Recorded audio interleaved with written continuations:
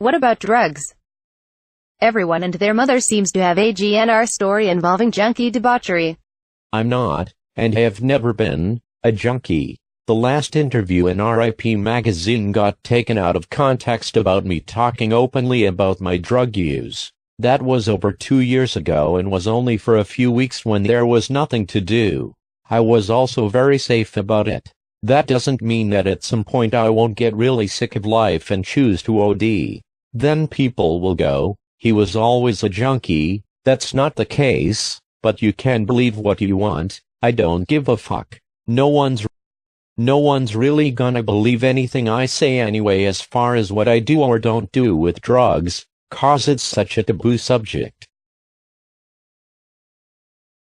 Lately I've been drinking champagne for fun, a few beers, you know. Right now drugs get in the way of my dreams and goals. I really don't want drugs around me now. I'm not necessarily against the use of drugs, they just don't fit in my life right now. Then again, I could be out on tour for 6 months and a blast might be what cheers me up that night. Do you think these excesses might hurt other members of the group? I don't want to see drugs tear up this band. I'm against when it goes too far. Right now, for me, a line of coke is too far. A line of coke puts my voice out of commission for a week. I don't know why. Maybe it's because I did lots of stuff before. Maybe it's guilt and it's relocated in my throat. All I know is it's not healthy for me right now. And if somebody goes, "Oh, man, he's not a partier anymore," hey, fuck you. Do you want a record or not? With all the misconceptions floating around about GNR, the biggest misconceptions seem to come from magazine interviews you've granted. There's been a lot of sensationalism. People out there don't know what's real or not. Things are always going to get changed or taken out of context, but some magazines will make up an interview just to sell issues. One has written that Slash said I run over dogs. I've never run over any dogs. I think it sucks when a kid has $3 and he buys a candy bar, a soda and a magazine because he's really into Guns N' Roses, and he gets bad photos in an interview that's not true. It's not fair. Unfortunately, it probably will never change. Some schools have banned GNR t-shirts, and organizations like the Parents Music Resource Center (PMRC) have objected to what they feel is the band's glorification of a degenerate lifestyle. When you sing to a younger audience, do you think you have any responsibility as their idol?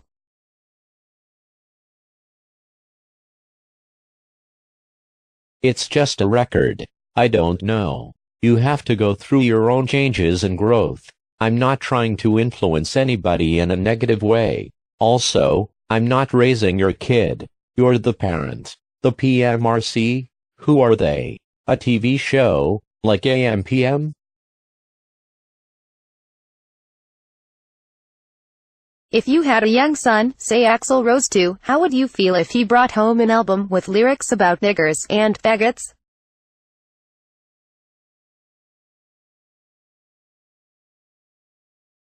Right now I don't want to have a child, because I can't give it enough time. But I would want him to talk about what he listened to with me, and have him show me new things, and me show him new things. He could play me the Screaming Banshees from Hell, and I could play him Jimi Hendrix or something. We could talk about the music. We talk about things together. I think it's a parent's job to raise their child. My father likes Welcome to the Jungle. 10 years ago, if a song like that was caught in our house, man, it was over. But I can't hold how he once felt against him. Let's go back to your childhood. Were you a bad student? No. On the placement tests in school, I was always in the top 3%. I dropped out in the 11th grade, went back as a senior, then dropped out again. Why did you drop out? 'Cause I couldn't make school work for me. I was having to read books, sing songs, draw pictures of things that didn't stimulate or excite me. It just didn't do anything for me. So I dropped out and started drawing and painting at home and spending a lot of my time in the library. Basically, I started putting myself through Axl's school of subjects that I wanted to learn about. You grew up in Lafayette, Indiana. What influence do you think your small town had in shaping you? It made me despise people with closed minds. It made me want to break out. What about small-town values? That's a load of shit. Were you in trouble a lot?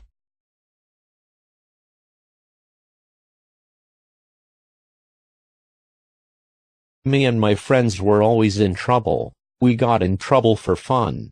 It finally reached a point where I realized I was gonna end up in jail, 'cause I kept fucking with the system.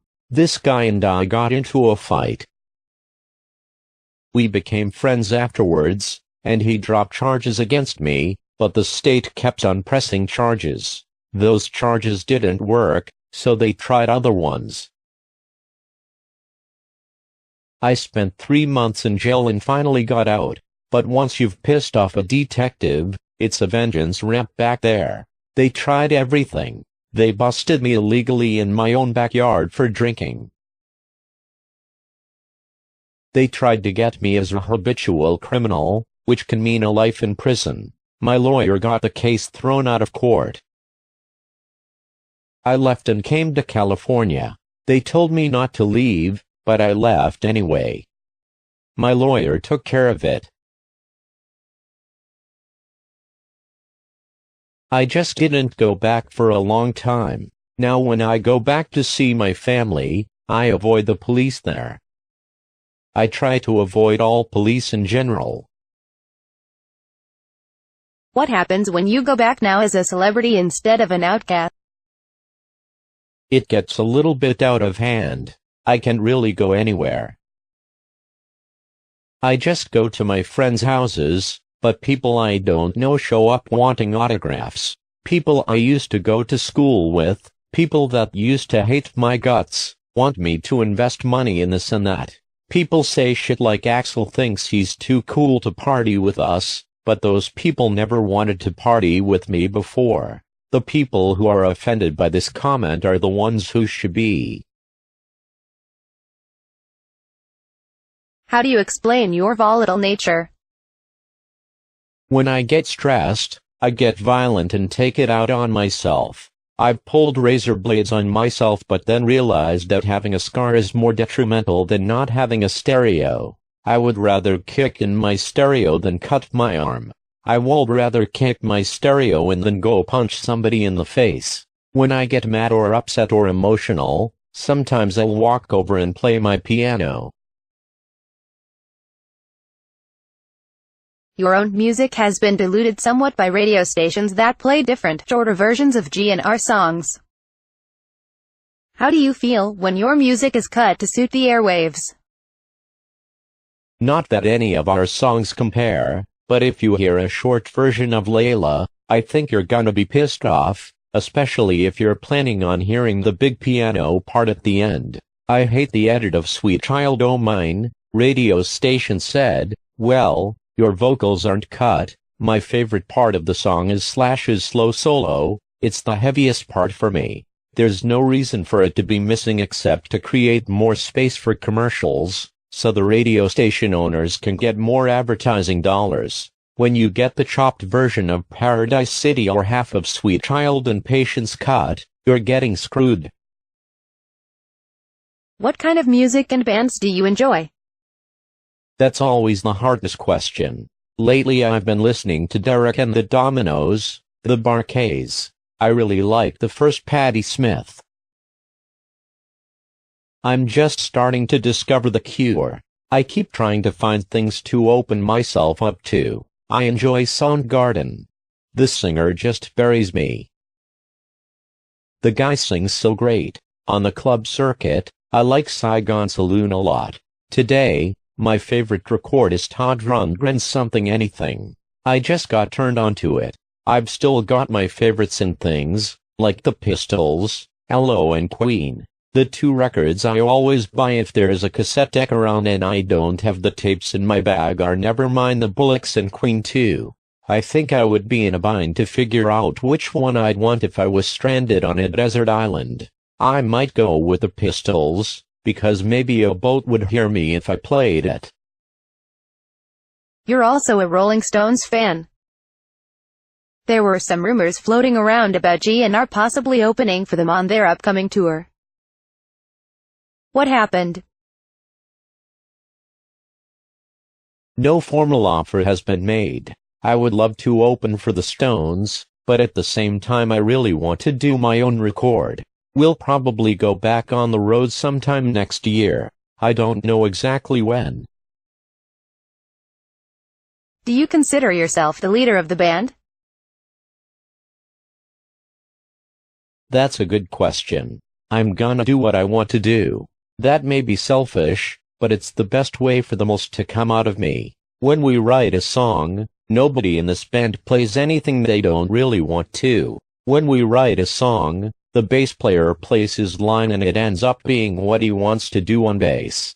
It ends up working that way and fitting, so we end up with a set of songs that everybody likes. I couldn't say I'm the leader, like we're gonna do what I say. It doesn't work that way. Earlier you touched on the rock star image and people falling into the music just because it adheres to a certain attitude and look. What about Axl Rose's long-haired, tattooed, pierced nipple image? What about it? Is it just an image?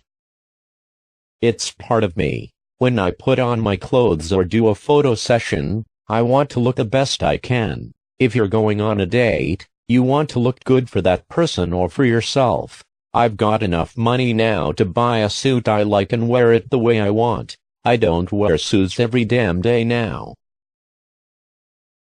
Maybe I'm gonna shave and wear makeup and do my hair fucking way up.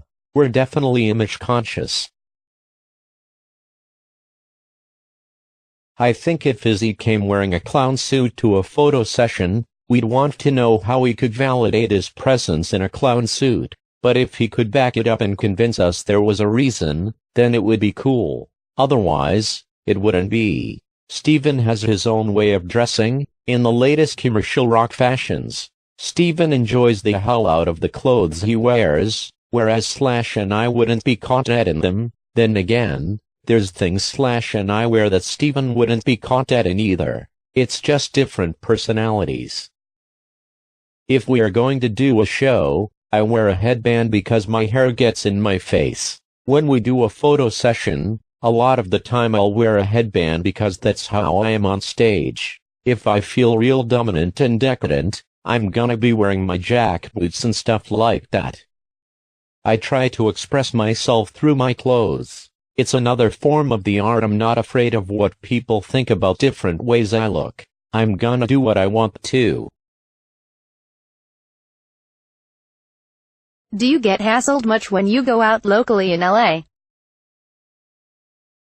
I really only go to clubs where I know the people who work there, so I can have some privacy and hang out. It's hard when you go to a club with 600 people and you end up having to talk to 400 people. You have no time of your own to have fun. Maybe if I haven't gone out for a week, I'll go to the cat house, because I know some friends are gonna be there. I just want to be around my friends, even if we don't talk about anything. I just need it. You have all these people asking you for an autograph, and it gets kind of embarrassing. I don't want to be a prick to people and go, get away from me, but I don't enjoy going someplace and just signing autographs all the time. It comes with the fame, but sometimes it gets out of hand and people can be very rude and obnoxious about it. I've had people break into my hotel room with cameras, waking me up and taking photos. People find out where I live and show up at my building. I've never asked anyone for an autograph. Having to deal with autographs doesn't seem like it's the worst thing in the world. At this point in your life, what's your biggest regret? That I didn't talk to Todd Crew before he went to New York. I felt a massive need to talk to him out of concern for his well-being, but I wasn't aware enough to realize I didn't have the time I thought I did. I thought I'd have time later. You seem to have an exceptionally strong bond with your friends. Do you think your values have changed any since you've become a rich rock star? I saw a guy last night, a homeless guy on the beach. I hate panhandlers cause I've never done that. I just couldn't, it would have felt too weird. I walked past the man and realized I had some money in my pocket. It's not that I give everybody I see money. I don't at all. But I handed him $20 and he was like, "Thanks, man, I appreciate it, he can have breakfast tomorrow." I could have just walked away, but I could tell in my heart that the guy could really use that money. He wasn't trying to scam. He looked like he was gonna get up tomorrow and look for a job or something to survive. I felt good about that, and I'm wondering if he's all right now. I don't know. The next day I was hoping he didn't go buy crack with it.